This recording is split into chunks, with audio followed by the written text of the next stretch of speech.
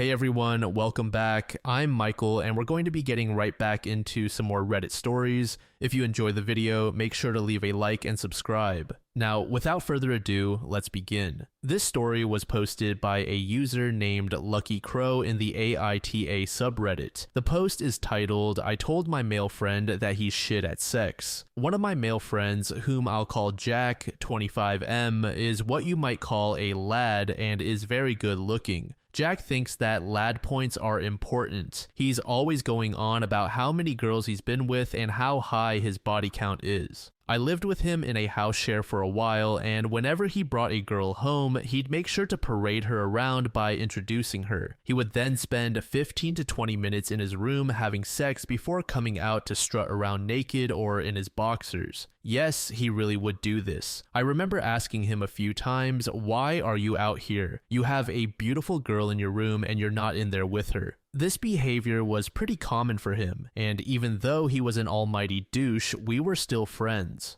Anyway, after about 8 months of living together, Jack and I ended up in bed together after a drunken night. Honestly, it was terrible. Having slept with him, I realized something. Jack had a big dick, which I knew because of his strutting, but he thought that just having a big dick automatically meant he was good at sex, as if it immediately made him amazing in bed. Our sex was terrible, hands down the worst I'd ever had. There was no foreplay. He left the lights and TV on and then unceremoniously shoved himself inside me. The whole thing was a race for him to get inside me as quickly as possible. After maybe 10 minutes of uncomfortable jackhammering, he was done. The next morning I was really sore because I wasn't aroused at all and his dick was big. However, he took my soreness as a sign that he'd done a bang-up job. That experience was a few years ago, and even after all this time, Jack is still the same lad he was, sleeping with girls as if they're lined up on a conveyor belt for him. Back to the present.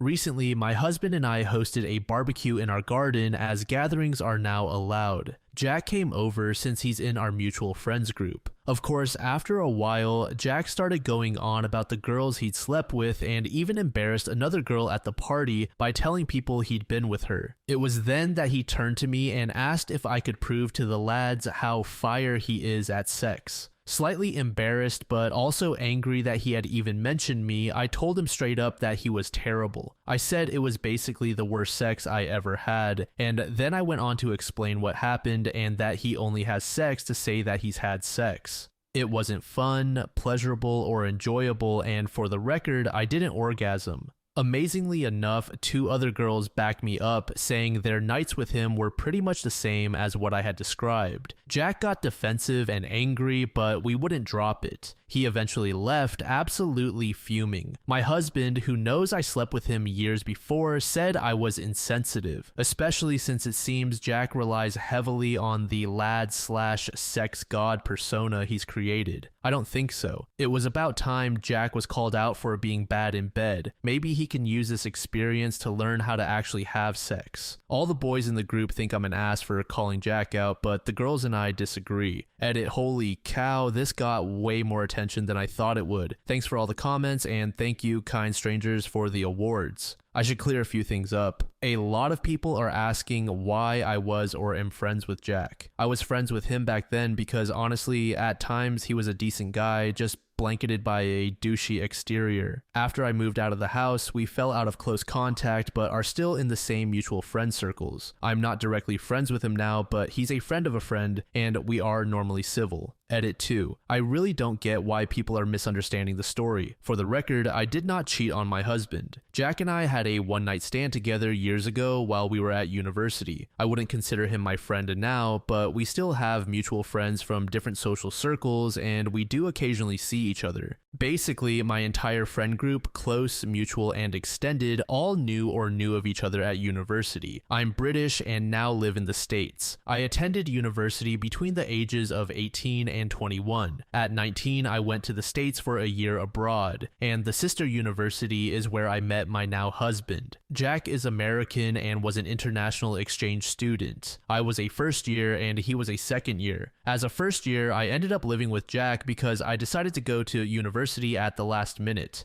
Since the halls of residence were full, I ended up responding to a house share ad. Many students drop out after making a house share commitment, so these ads are common. I actually met my husband, who is also American, through Jack, as Jack was one of my only contacts when I moved to the States. My British university and his American university were linked. I met my husband a year after I slept with Jack. I could not possibly have had any idea that my housemate and one-night stand would go on to introduce me to my future husband. My husband knew Jack and I had slept together because, funnily enough, Jack brought it up during our first meeting. Living together, Jack and I mainly bonded over weed and raves. Although he was somewhat decent at times, looking back, I am disgusted at our so-called friendship. I could write an essay on how he treated me. About 3 days later, OP went and made a new post. Honestly, reading through the comments from women praising me for standing up and being honest warms my heart. I greatly appreciate the support I received, and the response my post got has encouraged me to be a stronger person.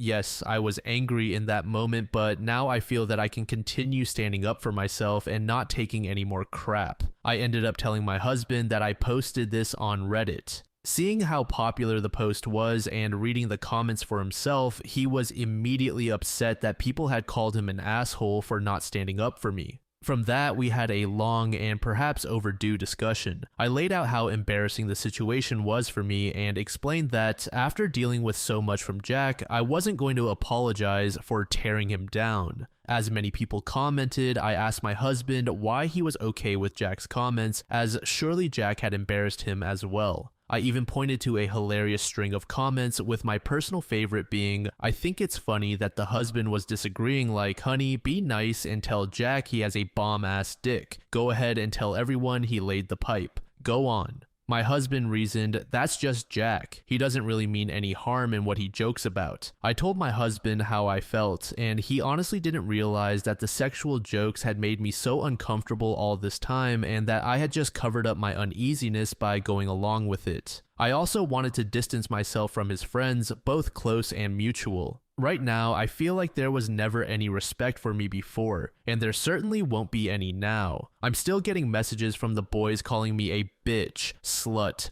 whore, you name it. I told my husband that if he wasn't going to stand up for me or stand with me, I would leave him. The persona he has around his friends is completely different from his true personality and is not the man I married. I respect myself too much to let my husband and his friends disregard my feelings in such a blatant way, and worse, allow my husband to witness my public humiliation and just stand by. My husband is not confrontational whatsoever and admitted that he was also very embarrassed but had kept quiet. He has never said anything before because Jack is the ringleader of the group and he didn't want to go up against him. As it turns out, this isn't the first time Jack has made comments about me to my husband, I just haven't been there to witness it. Furious at that, I told my husband that breaking away from this toxic group would be best for both of us, but if he wanted to be Jack's lapdog, then I wouldn't get in his way. I am pleased to say my husband chose me. He apologized for his own complicit behavior and agreed that our lives would improve without our so-called friends. I think my pointing out that his friends disrespecting me were in turn disrespecting him got him to see the reality of the situation.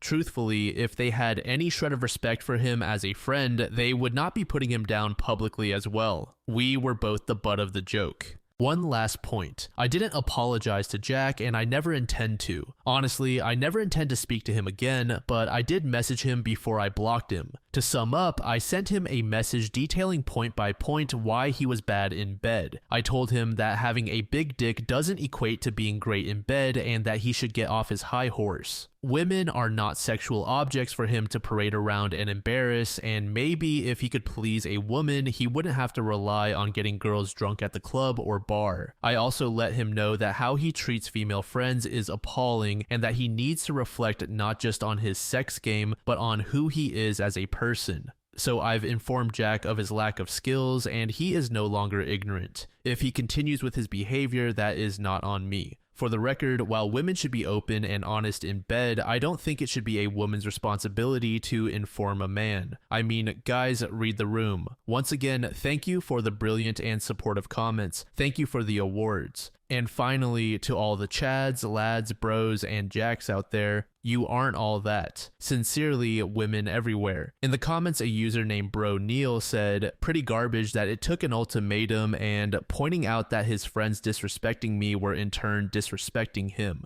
For him to say something and be upset. Disrespecting her should have been enough. Point blank period. Under this comment, a user named Cicerus said, there's that, but also she had to point out to him that he was being disrespected. This guy bragged at a party about railing his wife, and he didn't notice he was being publicly humiliated. Is he simple, or is this some kind of fetish? Another user named Ekte Mills said, a good metric to determine if you're good in bed. Has anyone ever asked for a second round? I'm guessing Jack's answer would be no. In response, a user named Himit said, yep, I've slept with so many different women is really a big red flag for I'm shit in bed. You get the odd womanizer who knows what they're doing, but it's a rare thing. If nobody's coming back for seconds, it's because the dish isn't worth it.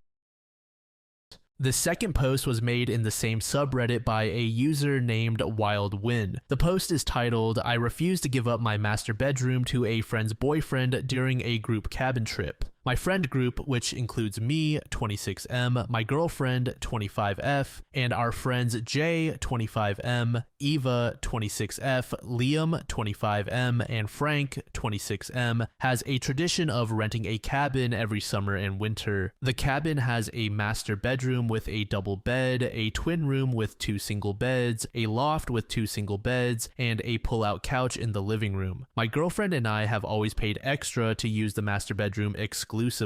Everyone else shares the remaining beds, and Eva usually takes the couch since she snores and doesn't want to share a room with a guy. This year, Frank asked if his boyfriend Ed, 28M, could come with us. None of us had met him before, but Frank said he would cover the cost of meals to make up for it. Ed seemed nice at first and paid for dinner on the first night, which was cool. Problems started when we got to the cabin. Ed announced that he and Frank wanted to take the master bedroom. I told him, perhaps a little harshly, that my girlfriend and I usually use it since we pay extra. Ed said he didn't understand what the big deal was and that we could sleep in one of the single beds or on the couch. These single beds are too small to comfortably fit 2 people. This would also mean Eva would have to share a room with one of the guys, which she did not want to do. Ed then suggested that my girlfriend and Eva could share the couch, and I could room with one of the other guys. I didn't want to room with a guy, especially when my girlfriend and I have been together for much longer. There was no reason for me to room with someone else in favor of a couple who has been together for less than a year. Jay and Liam tried to help by suggesting Ed and Frank take the couch so they could sleep side by side, but Ed said he didn't feel comfortable in open spaces and insisted on the master bedroom.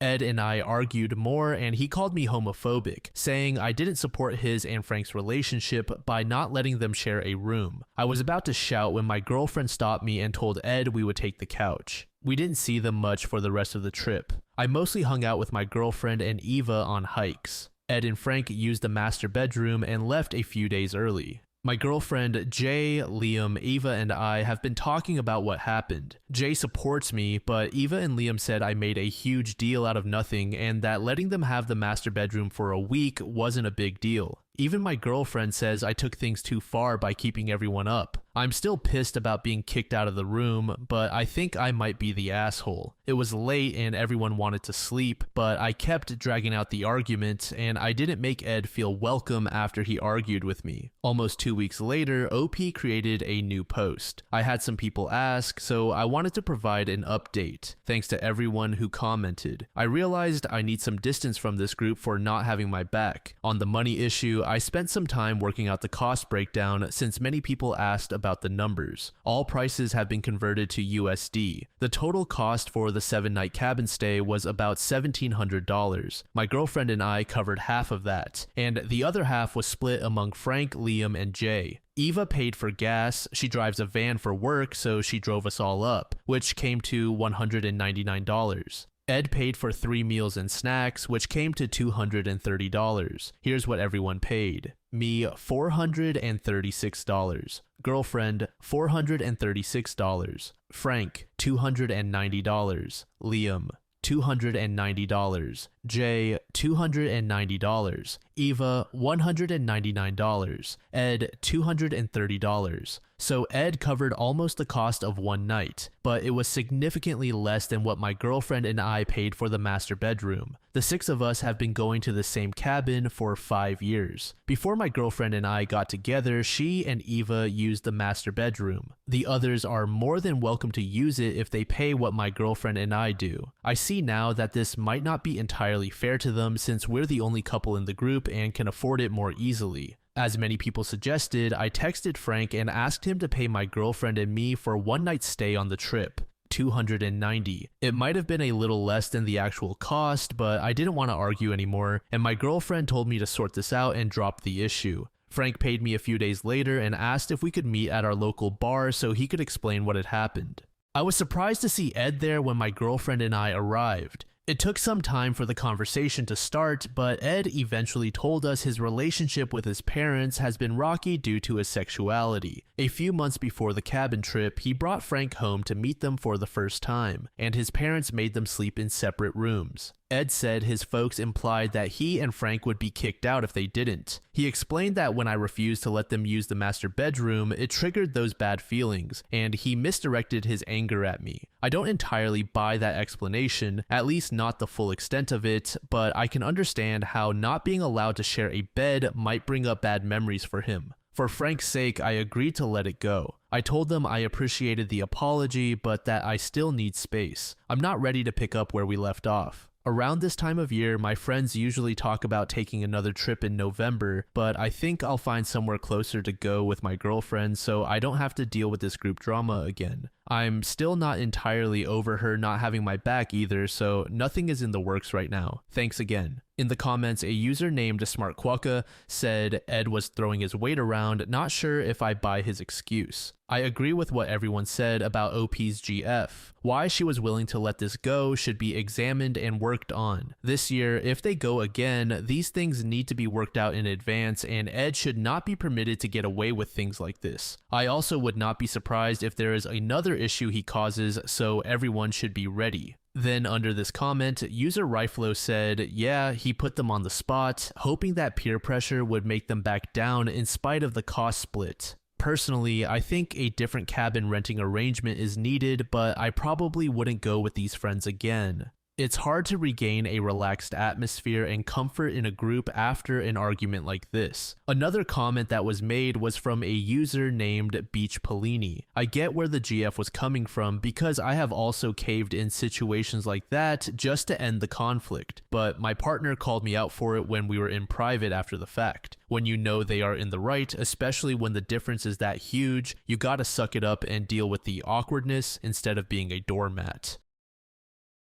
This final post was made in the relationship advice subreddit by a throwaway account. The post is titled, OP's ex-wife wants to stay by his side during her final days. I met my ex when we were both 10. She is my twin sister's best friend, so we've always been kind of a trio growing up. We started dating at 14 and got married at 23. Things got ugly though, because 5 years after getting married, she told me she had a month-long affair with her coworker. Apparently, the guilt was too much for her, so she confessed. We tried to work through it, but after a few months of trying, I knew that despite the fact that I loved her, I couldn't trust her anymore. She told me she still loved me and that she'd wait for me and prove that I was the only one. I wanted to believe her, but some things just can't be fixed. We never had kids. 3 years after the divorce, I met my now wife, 38F, and we got married 2 years after dating. She's everything I could ever dream of in a wife and more. My ex, as my sister told me, they're still besties, never really recovered. She quit her job and is now working in a church. Throughout my relationship with my wife, she kept trying to get back together, and on the day of my wedding, she told me she still loved me and would love no one else. She said this was the last time she would bother me, but that she'll wait for however long it took. Apparently, she's honest in that regard, at least because my sister says she's never been with anyone since. So here's what happened recently. My wife and I, married for 7 years now, have 2 kids, 7F and 3M. My sister came over with her own kids so the cousins could play. While my wife was out to pick up lunch, my sister sat me down and told me the situation about my ex. Apparently, she has less than 6 months to live. She refused treatment and wants to live the last few months to the fullest. I guess that's why she and my sister really went out of their way to travel despite the pandemic. One thing on her bucket list though was that she wanted to feel like my wife again. No sex, no kissing, she just wanted me to be around the house. She still lives in the house we lived in again and maybe hold her from time to time. I told her I wouldn't do that because that was pretty much emotionally cheating. My sister kept arguing and begging me to at least see her and hear her out. We kept arguing, no screaming, the kids were in the next room with her older daughter, until my wife came back. My sister told her the whole story, and while she looked upset, she said she understood where my ex was coming from. When my sister left, my wife and I talked about it. My wife knows everything that happened in the past with my ex. She says while she isn't thrilled about the idea, she won't get upset if I decide to see her on a regular basis. My wife is literally the best thing that ever happened to me, and I love her more than anyone. She makes me happier than I've ever been in my life, even in the good times with my ex. She knows I won't cheat. I also have 0 romantic feelings for my ex, so there's nothing lingering there. I don't hate her or anything, it's just that the love I had for her has long since died. After thinking about it for a while, I'm honestly 50-50 about it. I know I don't owe her anything, but I feel like I might regret not seeing her at least one more time, since the last time I saw her was on my wedding day, and that wasn't a good encounter for either of us. Unless you count the times I occasionally see her in the store or something. I honestly feel like, despite what she did, she still deserves to go with some peace. On the other hand, I'm not entirely sure if this might potentially affect our marriage. My wife says she's okay with it, and I believe her, but I just can't be sure that she'll feel the same way after it happens. I don't want anything to jeopardize what I have right now, no matter what. I'm not too thrilled about going myself, to be honest. Edit, just want to add that if ever I do this, I won't be acting like a husband or anything inappropriate like that. Just going to see her and talk for a bit. My sister says that me just being there and sharing a meal with her would be more than enough for her to feel like we were married again. After a couple of weeks, OP came and created a new post. Quick recap, my ex-wife, who I've known since I was 10, cheated on me but is now dying and wants me to be around before she dies. It's been almost 3 weeks since I have posted and a lot has happened since. I got some solid advice from a lot of you guys, especially some who messaged me their personal experiences. I would like to thank you guys from the bottom of my heart. So here's what happened. As many of you guys suggested, I talked to my wife. We had a long discussion about the whole situation and I assured her that no matter what, she is and always will be my first priority. I also assured her that while I wanted to say my goodbye, I would never act like her husband. It would be more like me seeing a childhood friend or something like that. I also told her I would never spend the night, nor would I be alone with her. She was more comfortable after our talk and was pretty okay with the idea of me seeing my ex again. As you guys guessed, she really felt like she was forced into being okay with it when my sister asked, but this time she really was okay. So I talked to my sister, and after a long heated discussion about what my role would be in the visit, she agreed to the boundaries my wife and I set. A week later, my sister and I came over to our old marital home. It was surreal because while the emotions from years before came back to me, I did not feel any sadness nor hatred or anything negative. I saw my ex, who was waiting for us in the living room, and she cried when I walked in. Most of you suggested she was faking it, but while she was still strong, you could tell almost immediately something was wrong with her. I indulged her with a hug, and we talked for a few hours while my sister made lunch. I showed her pictures of my kids and told her stories about what they are like. Honestly, I did not know how I would react after I saw her again, but it just feels like seeing an old friend you haven't seen in a long time. There was no hate or anything like that. I walked around the house and it was pretty much the way it was when I left over a decade ago. I'm not really sure how I feel about our wedding photos still framed and pictures of us still all over the house, but it was not really my place to say anything. The three of us had lunch and played board games all afternoon.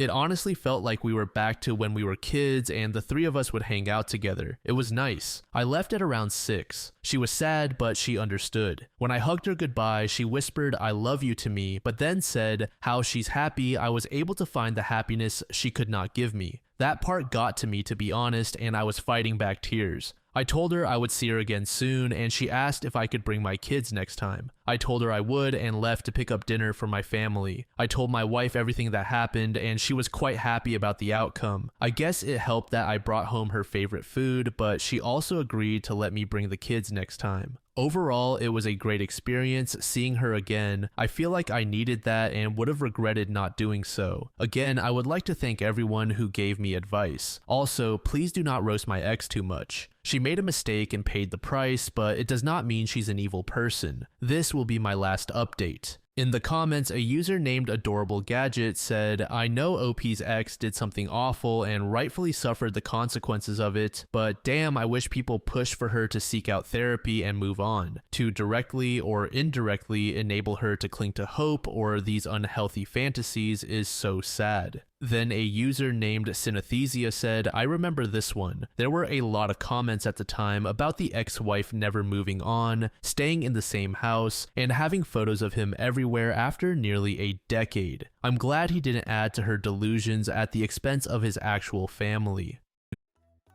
Thank you so much for making it to the end of the video, and thank you also to partner of the channel, Gamersupps. Use code DLAM to support the channel and get 10% off of your purchase, link in the description. I'm sure many of you like me have a hankering for daily caffeine, so go check them out. Lately, I've been a big fan of Titty Milk and Acid Rain, but they've got dozens of other flavors for y'all to try out. Anyway, thanks again for reaching the end, and I hope you all have an amazing passage of the next 24 hours.